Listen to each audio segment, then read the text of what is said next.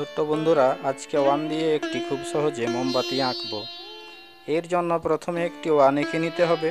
এরপরে ওপর থেকে নিচে সোজা করে লাইন টেনে নিতে হবে এবং মোমবাতির উপরে একটি পাতার আকৃতি করে দিতে হবে।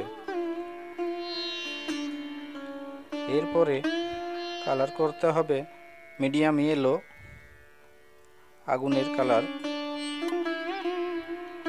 এবং তার মাঝখানে আর সাইডে একটু ইয়েলো দিয়ে দিতে হবে।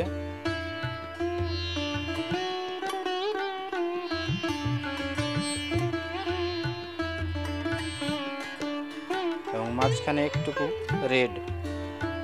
এরপরে মোমবাতির ভেতরটাতে আউটলাইন দিয়ে তারপরে ভেতরটা ভরাট করতে হবে। এখানে কালার করতে হবে স্কাই ব্লু, তাহলে মোমবাতিটা অনেক সুন্দর লাগবে দেখতে। আর তোমরা যারা এখনও চ্যানেলটি সাবস্ক্রাইব করো নাই তারা সাবস্ক্রাইব করে নেবে, এবং যারা করেছো তাদেরকে অসংখ্য ধন্যবাদ এই ধরনের সুন্দর সুন্দর ভিডিও দেখার জন্য। ভিডিওটি তোমাদের কেমন লেগেছে অবশ্যই জানাবে।